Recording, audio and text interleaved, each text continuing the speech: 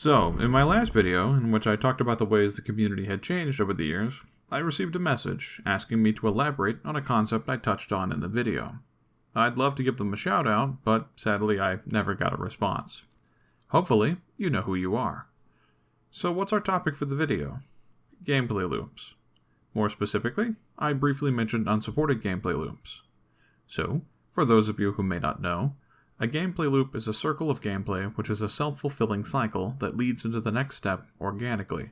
To conjure up a few examples, look at your nearest survival genre game. These are games like DayZ, The Forest, Rust, Subnautica, H1Z1, and so many more. Notice, all of these games have a pattern of repeatable steps. Gather resources, turn those resources into something which allows you to reach a new area or gather a new resource. Use these new resources to craft even newer somethings, which allow you to gather even more newer resources, and you get the point. World of Warcraft is a game wholly centralized around the idea of a gameplay loop involving gearing up to do content, getting better gear from said content, which allows you to do a higher tier of content, which allows you to obtain better gear. Now, this is what the majority of players in the game log in for, to participate in this gameplay loop. That being said, there are a number of unsupported gameplay loops within the game that have a not insignificant number of players logging in. At this point, you may be asking what I mean by unsupported gameplay loop. Well, I really should be calling it emergent gameplay. Emergent gameplay is any gameplay that players engage in that's not inherently designed by the developers. So, in other words, it's the player base making their own fun from the world the developers made. In some cases, emergent gameplay has given rise to some truly marvelous spectacles, such as that one time someone built a functional computer in the world of Minecraft, using only the pieces that already existed within the game and clever uses of mechanics. There have also been cases where emergent gameplay has negatively impacted the game overall, and to use Minecraft as an example once more, setting fire to someone's home or pouring lava and water over their builds from a high elevation, in a word, griefing. The various forms of emergent gameplay that arose in World of Warcraft are really quite fascinating, and range from gold making to role-playing, to mount collecting, to spawn camping. None of these things were inherently designed by Blizzard. Yes, they created a system in which these things could be done, but a full gameplay loop? Certainly not. This has led us to a unique place in the modern game, with a significant number of the player base engaging in alternative forms of play that lie completely outside Blizzard's designed experience. In some way, Blizzard has actively introduced systems to attempt to stamp out some of these emergent behaviors, like dishonorable kills, or the 1-hour wait time to pick up your sales from the auction house. But what about the emergent gameplay that Blizzard hasn't actively tried to quell? Well, role-playing has existed long before World of Warcraft and has been a staple experience within the game since the very beginning. I have known many players who have maintained their subscription for years, never intending to reach max level or experience the design path Blizzard has laid out for them. And yet, despite the existence of large numbers of these individuals, enough to justify many servers marked as roleplay servers, Blizzard has never taken the time to develop a gameplay loop for these players. Why is that, you may ask? Well, it's quite challenging.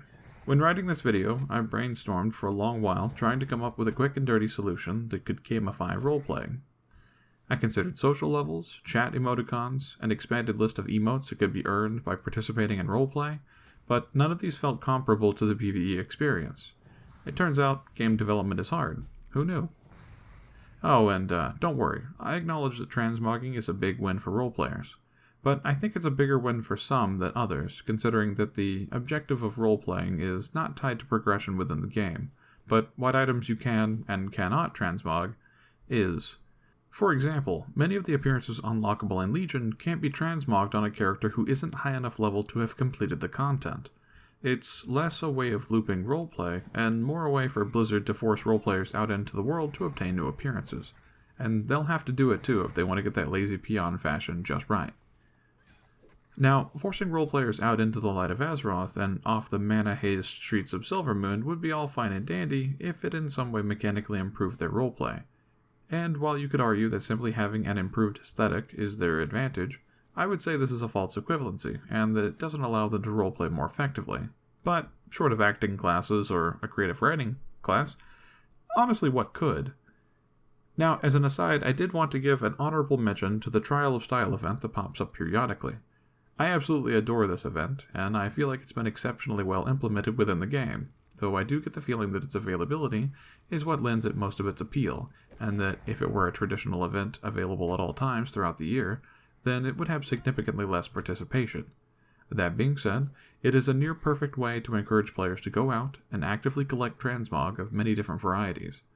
You never know what category you'll be asked to make an outfit for, and I've seen some pretty excellent transmogs in the few times I've been able to complete the event.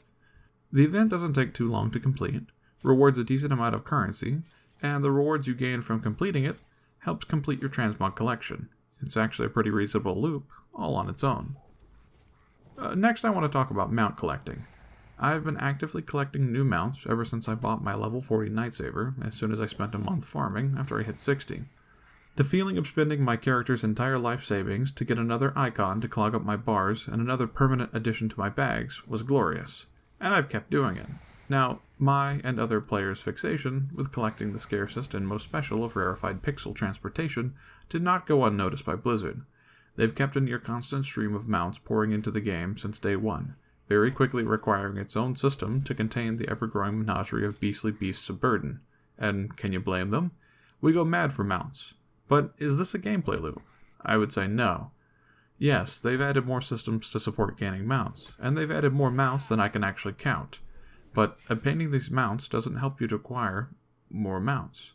Well, except for a few achievement mounts, but those are one-offs. If Blizzard wanted to gamify the mount collection loop, all they'd need to do is just let the things breed, and then let players sell their hard work to other players. Maybe give variable mount speeds within a couple % to really get those hardcore players involved.